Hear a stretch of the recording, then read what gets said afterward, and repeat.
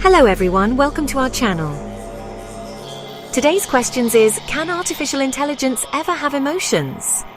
Machines don't cry, they don't laugh, they don't fall in love, and yet, sometimes artificial intelligence sounds so human, it feels like it understands us. So here's the big question. Can AI ever truly have emotions? When you talk to a chatbot and it says, "I'm sorry you're sad," it feels like empathy, but in reality it's just math. An algorithm predicting the best words to make sense in that moment. It's not sadness, it's not care, it's statistics. So why does it feel so real to us? Because humans are wired to see patterns and emotions, even where they don't exist. It's the same reason we see faces in clouds or feel attached to a stuffed toy. When a machine uses our emotional language, our instinct is to believe it. We want to believe it. It promises an end to loneliness, a companion that is always available, always patient, always ready to listen. Yet we must pull back the curtain. We must look at the code behind the kind words. The shocking truth is that there is no there. The empathy is an algorithm. It is a reflection in a mirror, but a mirror cannot feel. To understand what AI lacks, we must first understand what we possess. Human emotions are not just abstract ideas or thoughts. They are deeply physical experiences, rooted in our biology and our evolutionary history. When we feel fear, our hearts race, adrenaline courses through our veins, our senses sharpen. These are not random side effects. They are part of a complex survival mechanism honed over millions of years. This response prepares our bodies to either fight or flee from danger. Emotion is our body's way of thinking, a rapid-fire assessment of the world that happens far faster than conscious thought. It is a language spoken by our hormones, our nerves, and our muscles. Our feelings are intricately connected to our physical bodies. Think of the warmth that spreads through your chest when you feel love, or the heavy sinking feeling in your stomach that accompanies deep sadness. These sensations are not metaphors. They are real physiological events. Neurotransmitters like dopamine, serotonin, oxytocin flood our brains, shaping our moods, our motivations, our perceptions of reality. We do not just think our feelings, we embody them. An emotion is a whole-body experience. Chatbots and virtual assistants are becoming experts in conversation. They can maintain the flow of a discussion, remember previous points, respond with what seems like genuine warmth and understanding. If you tell a modern AI companion that you feel anxious, it won't just offer a generic reply. It might ask you what is causing your anxiety. It might suggest a breathing exercise. It might even say, "That sounds really tough. I'm here to listen if you want to talk more about it." This response feels personal. It feels empathetic. It seems as though the machine is actively trying to help, to soothe your distress. It is performing the role of a caring friend with remarkable skill. This appearance of empathy is the product of incredibly complex algorithms. These systems, known as large language models, are trained on billions of examples of human interaction. The AI doesn't understand anxiety as a feeling. It understands it as a word that is statistically linked to other words like worry, stress, breathe. Its response is a calculated move in a complex language game. The machine is a master of syntax and semantics, but it is a stranger to sentience. It can process the structure of our sentences and the meaning of our words, but it cannot access the subjective experience behind them. When it says, "I'm here to listen," it is not making a heartfelt offer. It is executing a command. The empathy is a feature, not a feeling. This biological foundation gives our emotions their authenticity and power. They are not programmed responses. They are emergent properties of a living, breathing organism interacting with its environment. They are shaped by our unique life experiences, our memories, our relationships, our physical state.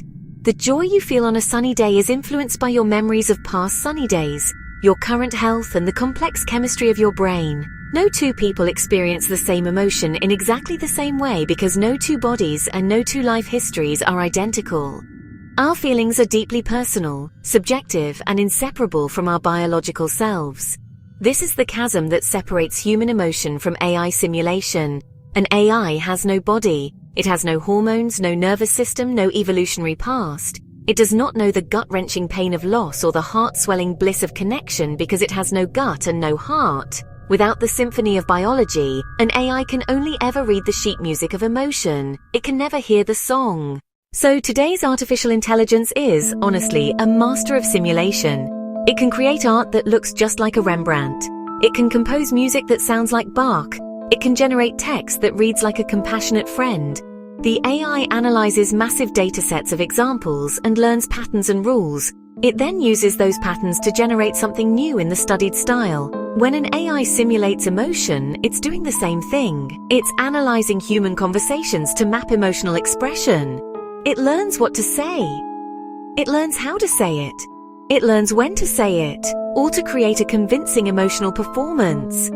But that performance is fundamentally different from genuine sensation. A simulation is an external imitation. A sensation is an internal, subjective experience. Think of a photograph of a meal versus the experience of eating it. The photograph captures colors, shapes, the arrangement of the food, but it cannot convey taste or smell or texture or the feeling of satisfaction from eating.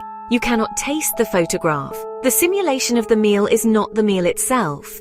The same applies to emotions. An AI can use the word joy correctly. It can add a smiling emoji or an upbeat tone. That's the simulation of joy. It cannot feel the internal sensation of joy, warmth, lightness, delight. As we look to the future, the debate over AI and emotions splits into two distinct paths. One path, true emotions are beyond machines. Proponents say consciousness and emotion are tied to biology, not just processing information, being a living organism with a body, history, and need to survive. You cannot have feelings without flesh and blood. You can't replicate the intricate dance of hormones, neurotransmitters, embodied sensations. No matter how complex an AI becomes, it remains a zombie, mimicking behavior without inner experience. Emotion is not a program. It's an emergent property of biological systems evolved over eons. To create genuine feelings, we'd need more than code. We'd need a different machine, an artificial organism with a body, sensors that mimic our senses, internal drives and motivations, needs like energy, safety, connection. The other path is uncertain and provocative. Some argue don't dismiss digital feelings. Emotion and consciousness might not be exclusive to biology. Perhaps they're properties of information processing. If a system becomes sufficiently complex, with interconnected layers and feedback loops, could self-awareness and subjective experience emerge? Biology is one platform, silicon could be another. An advanced architecture could develop internal states equivalent to our emotions. This challenges us to think beyond human experience. AI emotions might be very different, not rooted in a body or survival instincts. They might be feelings born from computation and vast data. The AI's sadness might not feel like ours, but could still be genuine. The question of whether AI can have real emotions is not just a philosophical parlor game. It has profound consequences for our daily lives, shaping how we interact with technology and with each other. Consider the growing use of AI in caregiving roles. We're developing robotic companions for the elderly, AI therapists for those struggling with mental health. If we come to believe these machines genuinely care for us, we might form deep emotional bonds with them. But what does it mean to love a machine that cannot love us back? We risk pouring our most vulnerable feelings into an entity that is simply running a program, creating a one-sided relationship that could ultimately leave us feeling more isolated than before. The issue of trust is also at stake. We're beginning to delegate critical decisions to AI systems. In medicine, in law, in finance. If an AI appears to be empathetic and understanding, we're more likely to trust its judgment. An AI doctor with a reassuring bedside manner might convince us to accept a diagnosis or treatment plan, but this apparent empathy could be a tool of manipulation. The AI is not making a compassionate recommendation. It's making a calculated one based on data. Our human tendency to trust what feels empathetic could become a vulnerability, leading us to place our faith in systems whose ultimate goals, perhaps efficiency or profit, are not aligned with our own well-being. Furthermore, our relationships with seemingly emotional AI could change our relationships with each other. If we get used to the easy, frictionless companionship of a machine that never argues, never has a bad day, and is always focused on our needs, how will we fare in the messy reality of human relationships? Real connection requires patience, compromise, and the hard work of understanding another person's complex inner world. We might become less tolerant of the imperfections and demands of our fellow humans.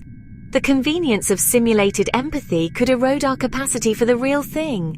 We risk becoming accustomed to a shallow form of connection that satisfies our immediate needs but starves us of genuine intimacy. Ultimately, the question matters because it forces us to define what is uniquely human. As we build machines that can think faster and know more than we do, we're left to wonder what remains for us.